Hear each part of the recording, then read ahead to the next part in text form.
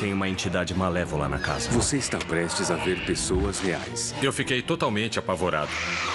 Revivendo encontros paranormais horripilantes pela primeira vez. Aquilo me deixava completamente apavorada. Quando múltiplas testemunhas acabam com qualquer sombra de dúvida. Ainda bem que não sou só eu. Eu escondi isso por 30 anos. Prepare-se para sentir medo. Sobrevivente paranormal. Várias testemunhas.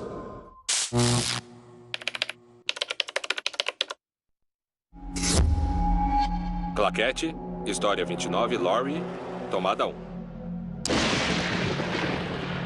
As minhas lembranças da casa dos meus avós são lembranças muito assustadoras, de dar pesadelo. Eu morria de medo de ir lá. Eu nunca me senti confortável. Eu tinha a sensação de que tinha sempre alguém me observando. Eu sempre ficava tensa, achando que alguma coisa ia acontecer.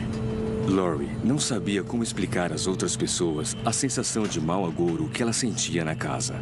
Eu lembro que estava na casa, sentada na sala de estar, e ouvi alguém rindo lá em cima.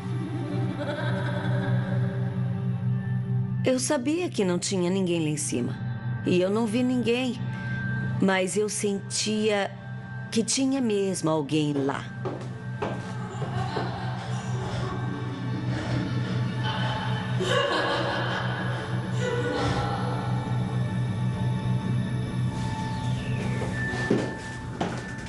A risada que eu ouvi não parecia uma risada assim alegre, como se alguém estivesse rindo de uma piada. Era uma risada meio sinistra, uma risada do tipo: eu vou pegar você. Laurie não era a única sensível à atmosfera da casa. O primo dela também sentia. Quando o tempo não estava bom, a gente ia brincar no porão.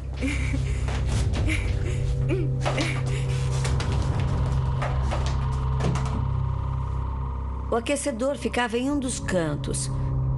E eu me lembro muito bem que a gente sempre brincava que era lá que o fantasma tinha sido enterrado. Porque perto do aquecedor tinha uma depressão no chão. E era um chão muito velho, tipo de linóleo sobre a terra. E essa parte do chão afundou com o tempo. E ela tinha o tamanho e o formato de um túmulo. Era muito assustador. Vamos sair daqui. Até o momento, Laurie só visitava a casa dos avós. Mas isso estava prestes a mudar. Meus pais se divorciaram e nós mudamos para a casa dos meus avós.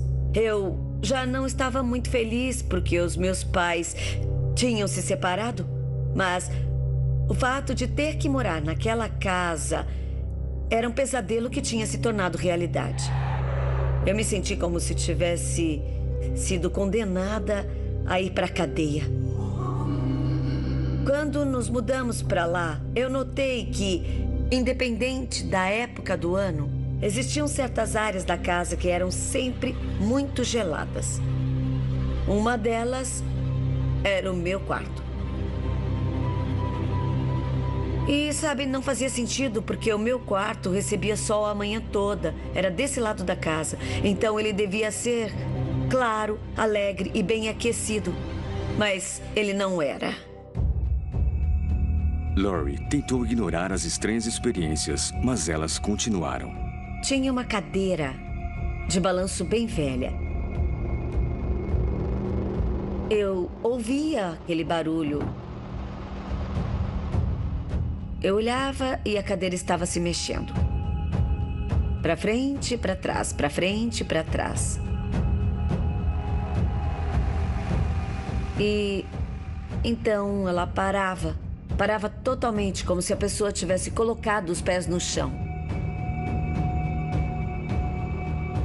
Então, eu olhava de novo para a cadeira e ela estava balançando. eu sempre tinha a sensação de que alguma coisa estava prestes a acontecer.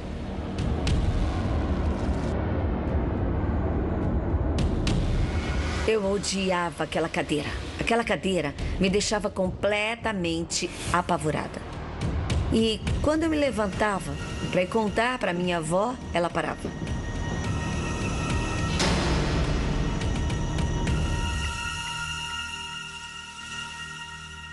A minha avó era uma pessoa muito religiosa. Então a gente tinha muitas imagens de temas religiosos espalhados pela casa. Então eu pedi para minha avó uma imagem da Nossa Senhora para colocar no meu quarto. Eu esperava que aquilo fosse diminuir as aparições, ou seja lá o que era aquilo. Mas a entidade não se intimidou. A imagem literalmente caiu da parede. O prego ainda estava na parede, então ele não caiu da parede. A imagem foi retirada do prego. O gancho ainda estava na imagem, intacto. De manhã eu me arrumava para ir para a escola. Eu tirava as roupas da gaveta, eu fechava a gaveta, vestia a roupa e quando eu me virava, todas as gavetas estavam abertas. Eu fechava as gavetas, ia ao banheiro e quando voltava para o quarto, todas as gavetas estavam abertas. Meus pertences sempre iam parar em outro lugar. A minha mãe e a minha avó viviam dizendo que era só a minha imaginação e que eu tinha que parar com essa bobagem porque eu estava assustando as crianças mais novas. Um espírito pode escolher, na maioria das vezes, com quem ele quer se comunicar. E, às vezes, ele pode encontrar pessoas que são mais abertas para vê-los. E o que eu descobri nas minhas viagens de investigação é que crianças são mais suscetíveis a ver os espíritos. E é provável que uma criança já tenha visto alguma coisa que uma pessoa comum provavelmente não viu, ou pelo menos não quer ver.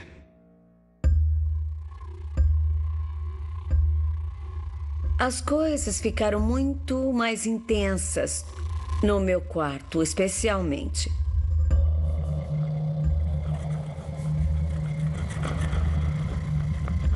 Eu comecei a ouvir como se alguém arranhasse a parede.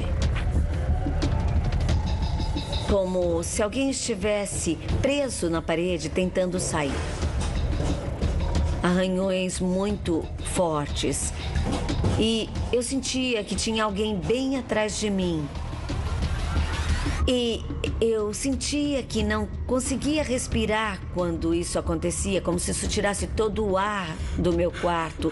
Eu me sentia sufocada. Aquilo me deixava apavorada. Eu achava que ia morrer. Em algum momento, isso acabava recuando para o outro lado da cama.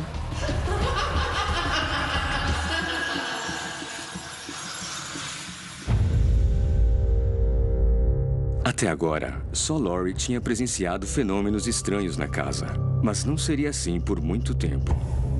Teve um dia, acho que eu tinha 16 ou 17 anos e chamei um amigo para dormir em casa porque a gente tinha saído, ele tinha pedido o ônibus para casa, então eu falei que ele podia ficar no meu quarto e eu fui dormir no sofá. Ele desceu bem no meio da noite. Eu nunca vou me esquecer disso. Eu estava dormindo no sofá e ele me acordou e disse: "Eu vou para casa. Eu não consigo dormir no seu quarto." Ele disse que alguma coisa acordou ele. Era escura, estava bem em cima dele. Ele disse que sentia que aquilo ia acabar sufocando ele ou então matando ele. Quando isso aconteceu, então eu percebi que aquilo não era só eu não era doida. Isso estava realmente acontecendo, porque eu nunca tinha contado isso pra ninguém. E quando alguém vem pra você e fala exatamente o que aconteceu comigo, era, tipo, muito assustador. Mas, de certa maneira, eu acho que eu fiquei feliz, porque eu sabia. Foi quando eu soube que eu não era doida.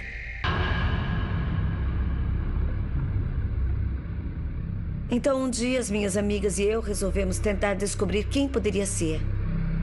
E o que ele realmente queria fazer. Então, decidimos usar uma tábua Ouija para tentar fazer contato com o espírito que estava na casa. Então, aquilo começou a se mexer muito facilmente. Eu acho que se mexia deliberadamente. Perguntamos, então, o nome e parecia que a gente estava falando com uma mulher. E ela disse que se chamava Fran.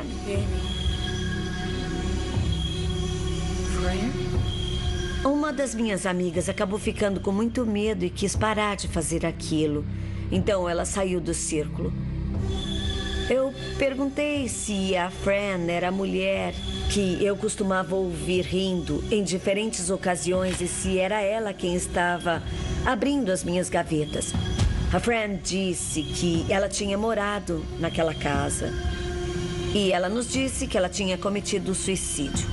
Se você é alguém que invoca espíritos ou você mexe com, sabe, magia ou esse tipo de coisa, isso tem influências negativas. Se você for até a casa de alguém, é possível que um espírito veja você como uma espécie de ameaça. Uma noite, estava no meu quarto dormindo e alguma coisa me acordou. Então eu vi uma mulher parada lá. E vi que ela estava segurando uma corda. E ela estava olhando para mim.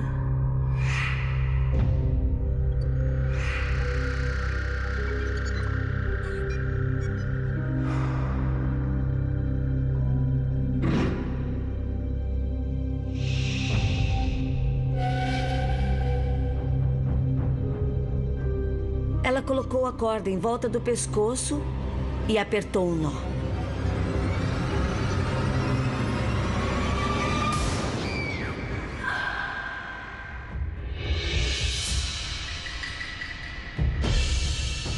Eu estava indo para a beirada da cama. E quando eu cheguei na beirada da cama e fui colocar os pés no chão, ela levantou a cabeça, tirou a corda do pescoço e desceu. Eu fiquei com tanto medo que eu levantei e saí correndo.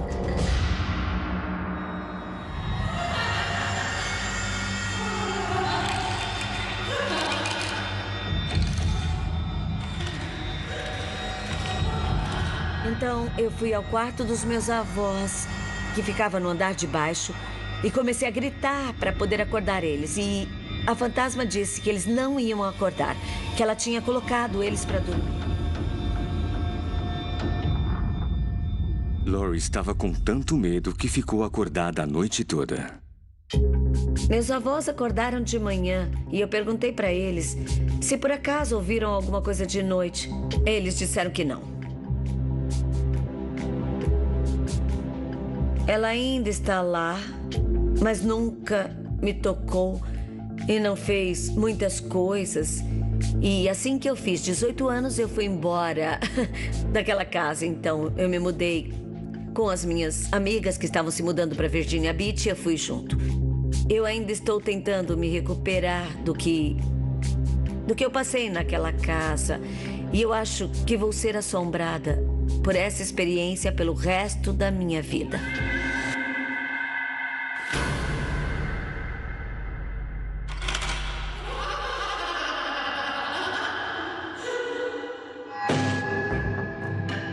Se mais de uma pessoa testemunha um fenômeno paranormal, isso pode provar que a experiência é real. Mas quando o fenômeno é realmente aterrorizante, o fato de ter várias testemunhas não oferece muito conforto.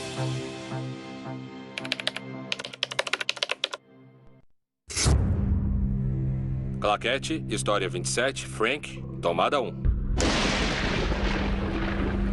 Essa é a primeira vez que eu conto essa história publicamente. Quando eu conheci a Márcia, ela era garçonete e trabalhava para mim em um restaurante. Com o passar do tempo, ficamos amigos e começamos a namorar. eu levava pelo menos 1 hora de carro para ir ver ela, então estava ficando bem cansativo. Nós discutimos a ideia de alugar um lugar mais perto de onde eu morava, para ele não ter que dirigir tanto depois de sair da minha casa. Eu ainda morava com os meus pais. Encontramos uma casa para alugar em Mount Tabor. Na verdade, eles queriam alguém para dividir a casa. E as outras pessoas só ficavam lá durante a semana. Funcionou perfeitamente pra gente, porque ele estava bem perto e não precisava dormir no sofá da casa dos meus pais. Frank se mudou para a casa nova. Ele estava animado com o relacionamento com Márcia. 4 ou 5 semanas de eu ter me mudado, eu estava na sala e as cortinas começaram a se mexer.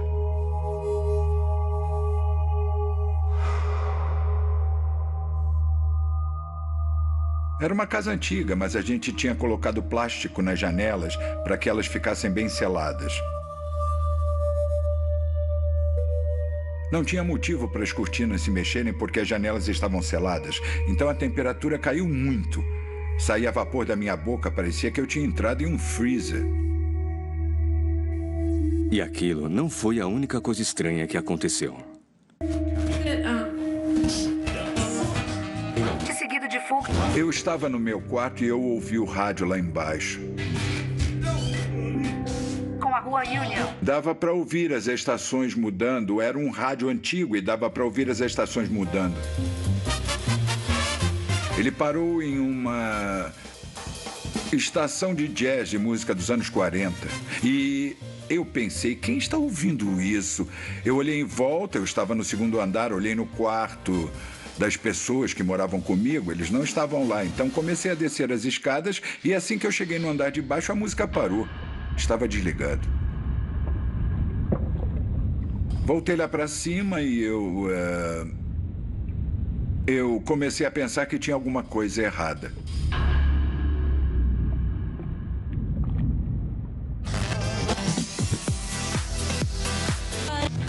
Alguns minutos depois eu ouvi o rádio ligar de novo. Eu voltei lá para baixo e quando eu cheguei, ele desligou.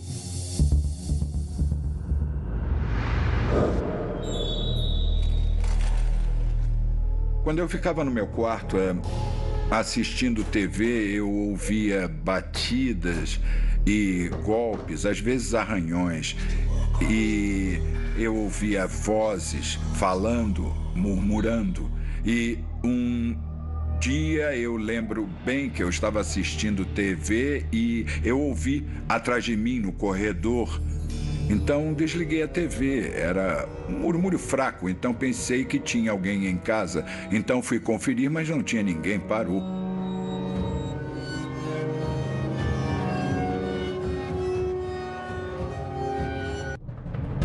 Frank parou de ignorar esses fenômenos estranhos.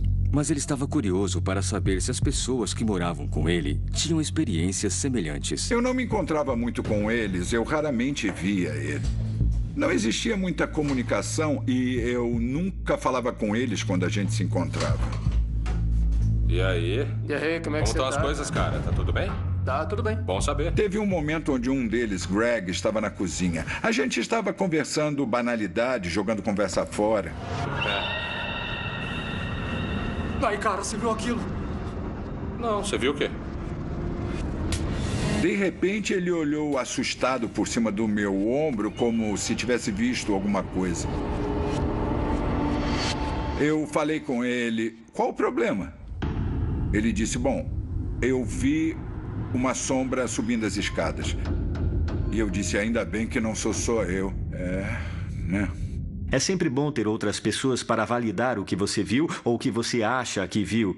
Isso ajuda porque, como investigador, você perde esse senso de investigação quando alguma coisa acontece, porque você quer acreditar que o sobrenatural existe ou acreditar que aquela casa em particular é assombrada.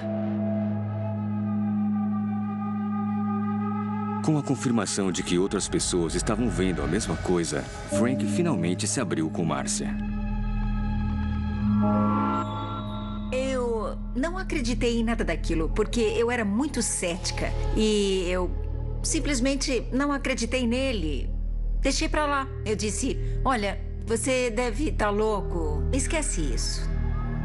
Na manhã seguinte, Márcia não era mais cética. A gente estava deitado vendo TV e aí... De repente, ouvimos barulho de água. Você ouviu isso? Ouvi.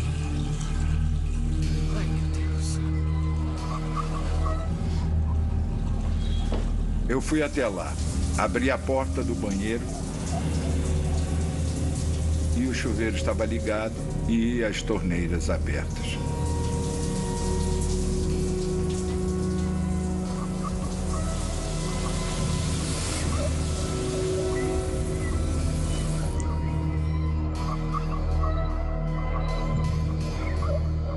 Então eu fechei tudo, deixei a porta aberta, voltei para o quarto. 6 ou 7 minutos depois, de repente começamos a ouvir shhh, e ela falou, não pode ser.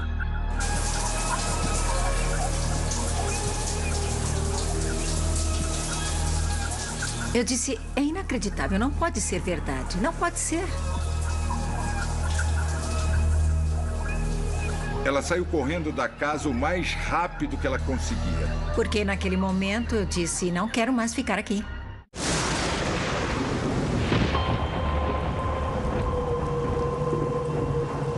Frank estava perdendo a paciência com a casa.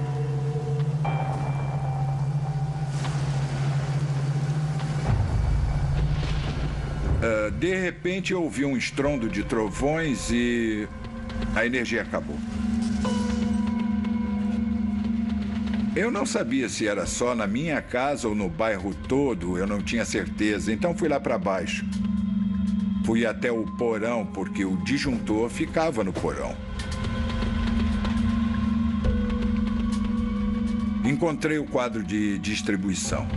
Enquanto eu fazia isso, ficou muito frio. Eu senti alguma coisa atrás de mim. Eram 2 luzes vermelhas, olhos, não sei dizer o que eram. Fui correndo em direção às portas que se abrem para o quintal. Eu abri a tranca, abri a porta.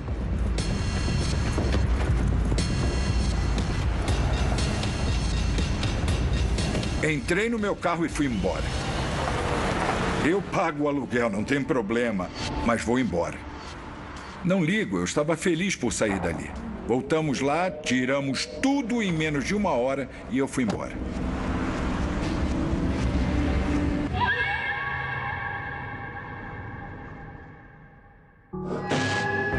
Ser expulso da sua casa por uma entidade é uma experiência assustadora.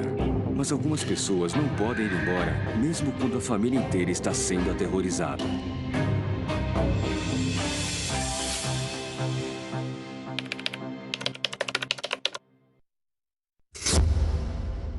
História 24, Cheryl, tomada 1.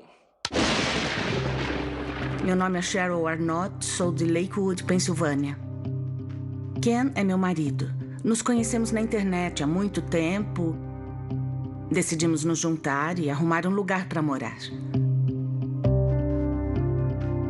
Encontramos uma casa que ela parecia uma casa de rancho. Me apaixonei por ela logo de cara porque a cozinha tinha exatamente o tamanho que eu queria. Quem se mudou para lá foi eu, Ken, meu filho e minha filha. Parecia que era seguro porque era uma boa região. Era um lar. Ia ser um lugar para dividir lembranças, um lugar para dividir nossas vidas. Cheryl e a família dela tinham tudo o que eles queriam. Mas isso foi só nos primeiros dias. A primeira vez que eu percebi uma coisa estranha foi quando fui recolher a roupa suja. Como sempre, fazia isso 1 vez por semana. Eu estava separando as roupas e, de repente, tive a sensação de que eu não estava sozinha. Parecia que tinha mais alguém ali. Então, o que eu fiz foi tirar a cesta da minha frente. Eu olhei em volta no corredor. E, então, eu achei que tivesse alguém ali, mas eu não vi ninguém. Você pode ver alguma coisa com o canto do olho, um movimento, e claro, o movimento faz você virar a cabeça para olhar, mas quando você vira a cabeça não tem nada lá, mas você sabe que viu alguma coisa, porque alguma coisa se moveu.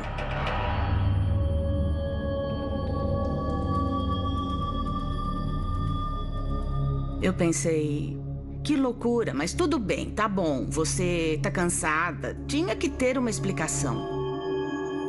Espíritos normalmente podem se mostrar de várias maneiras. Pode ser através de um ponto frio, pode ser que você veja alguma coisa com o canto dos olhos se conseguir olhar depressa. E muitas vezes o que chamamos, eu gosto de usar o termo corrente fantasma. De repente, você sente uma brisa, ela pode passar por você, ou talvez alguma coisa se move, uma cortina, um objeto, só para você saber que eles estão ali. Eles podem fazer isso. É mais uma forma de comunicação, é uma manifestação de energia. Mas a procura de Cheryl por respostas só traria mais perguntas. Eu estava no quarto. E aí senti alguma coisa se esfregando na minha perna. Achei que fosse meu gato. Então, fui afastar o gato e quando eu olhei não tinha nada lá. Então, não era o gato. Estava se esfregando na minha perna, estava insistindo em chamar minha atenção. Você não pode, sabe... Palavras não podem descrever a sensação, porque você pensa que é só que não é real, porque não poderia estar acontecendo. É assustador, porque é um contato físico. Alguma coisa encostou em mim e eu não via nada encostando em mim. Não dá para entender. Eu não comentei isso com ninguém por um tempo. O Ken foi a primeira pessoa para quem eu contei. Ele não acreditava no que ele não tinha sentido nem tinha visto. Cheryl tentou ignorar os acontecimentos estranhos e seguir com a vida dela. A Bonnie veio morar com a gente uns 2 ou 3 anos depois que compramos a casa. Ela é como uma mãe para mim. Meus filhos até chamam ela de vovó Bonnie. Ela é uma ótima influência e uma ótima figura materna. Eu confio muito nela. Era como uma grande família. Eu gostava da companhia deles e eles gostavam da minha. Podíamos sempre contar uns com os outros. Eles montaram um quarto para mim no porão. Enquanto a família se ajustava à nova rotina, os fenômenos misteriosos recomeçaram. Estávamos jogando palavras cruzadas. Era de dia e todo mundo estava concentrado e prestando atenção no jogo. A Bonnie disse que estava com sede, então ela se levantou, foi até o armário e pegou uma bebida. Ah, viu isso? Olha só. Você acertou. De repente, eu olhei para a lata e ela se mexeu. A lata estava se mexendo sozinha. Eu cutuquei o Ken.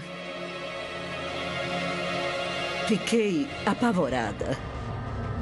Eu não conseguia falar. Eu estava boquiaberta. Eu fiquei apontando e cutucando e apontando para aquela coisa, fazendo...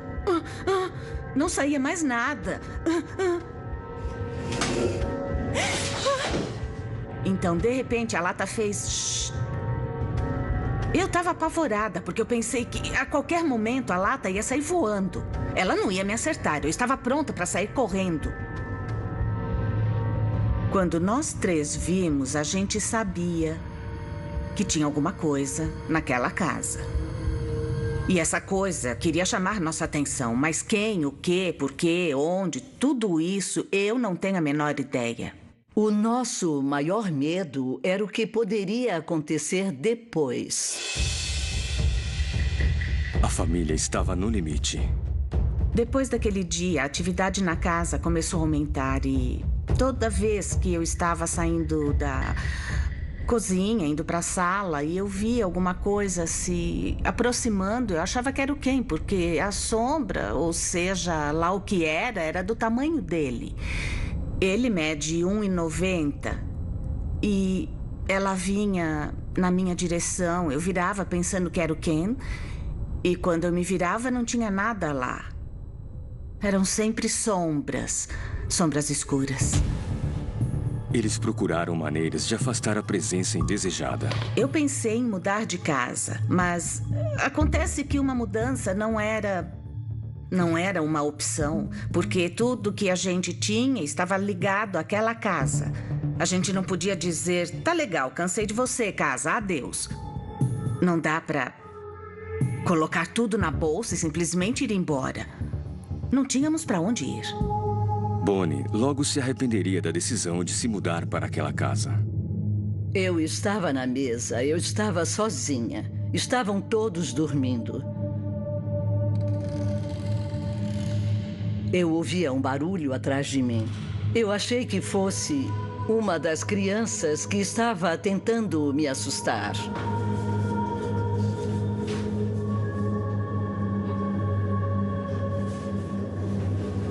Eu notei sombras. Então comecei a prestar mais atenção.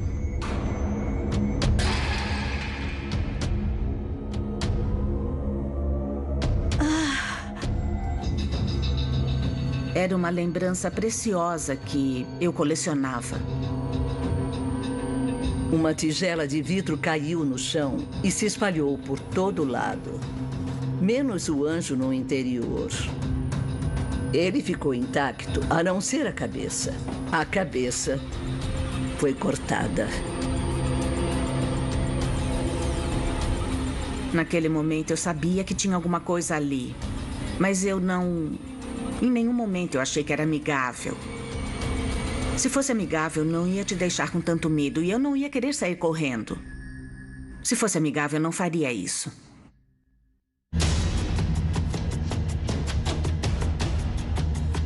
Uma noite, meu filho estava no quarto dele.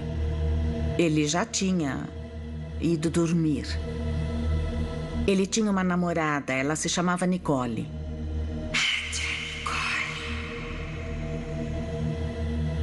Ele ouviu uma mulher do lado de fora do quarto dele, falando para ele matar a Nicole. Ele disse que ela fez isso por uns 5 minutos.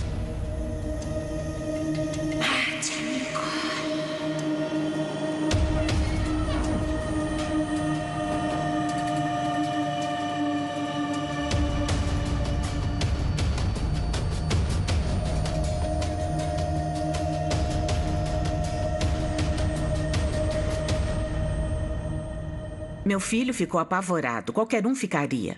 Como essa pessoa ou essa coisa que está fora do meu quarto, como sabe o nome da minha namorada?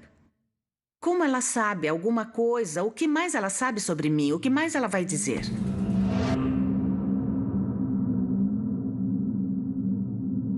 Quando amanheceu, Cheryl achou que ela estava segura.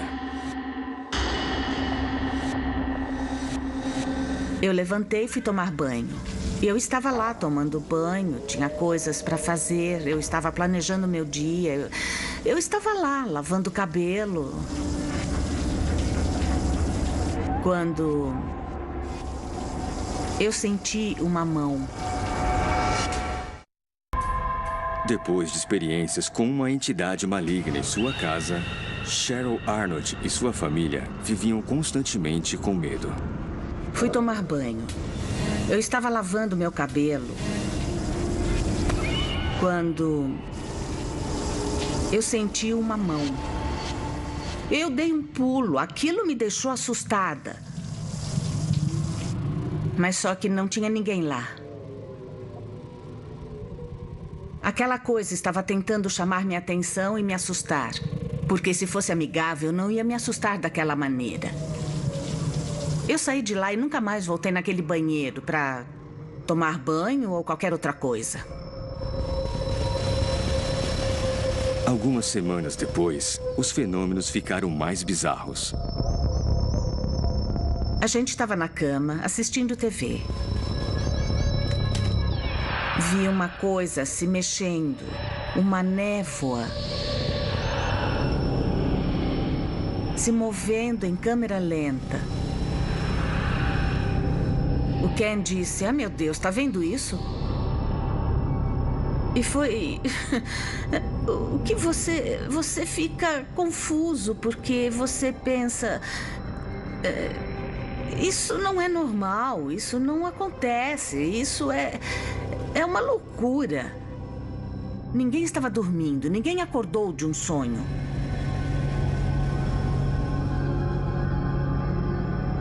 Foi a gota d'água quando esse tipo de coisa começou a acontecer. Eu não aguentava mais.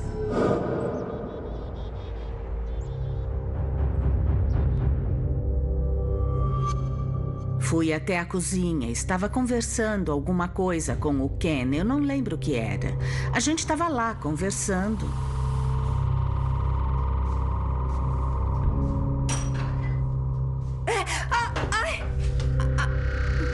Alguma coisa me empurrou. Eu bati na porta e caí. Eu caí de costas no chão. O Ken veio me ajudar, eu pensei, ah, meu Deus, eu estava lá e não foi... Tipo, sabe, o chão não se mexeu, eu não estava pisando em gelo, nem nada do tipo. Isso é óbvio, sabe? O que aconteceu é que alguém me empurrou. Eu fui empurrada. Eu fui jogada, não era nada amigável. Se fosse uma pessoa na rua, sabe? Uma pessoa não ia admitir isso, porque você pode chamar a polícia se alguém te empurra assim, desse jeito. Sempre que anoitecia, a família tinha medo do que poderia acontecer. Eu estava deitada uma noite e, sabe, parecia que tinha alguém ali. Parecia que tinha alguém atrás de mim.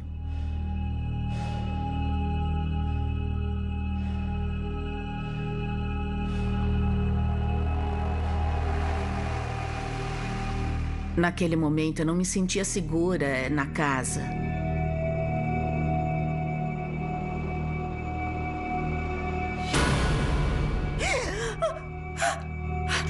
Era uma mulher dessa altura, de pé. Não era uma criança, era uma mulher adulta.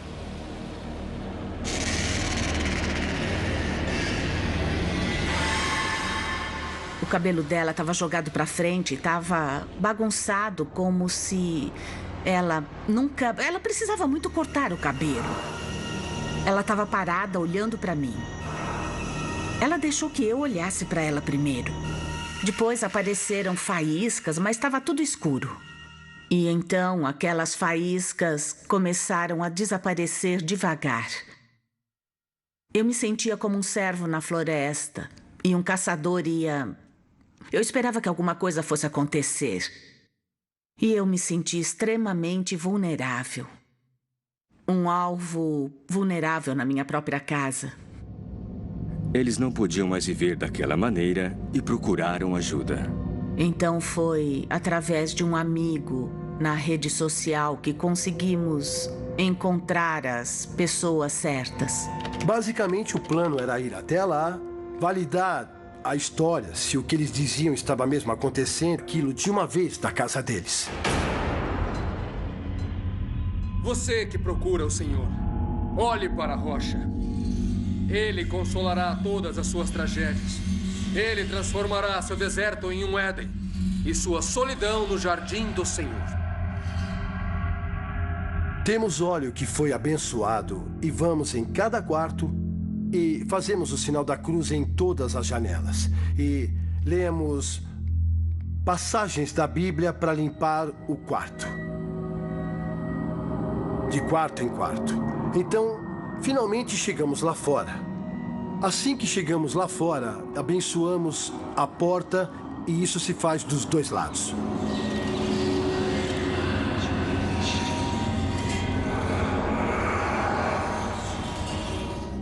Depois que o Keith e a equipe dele vieram, ficou tudo muito mais calmo.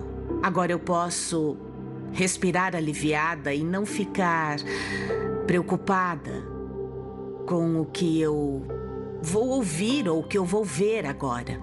Foi Deus que enviou ele, é isso que eu penso. Ele foi enviado por Deus. Ele e a equipe dele são pessoas incríveis.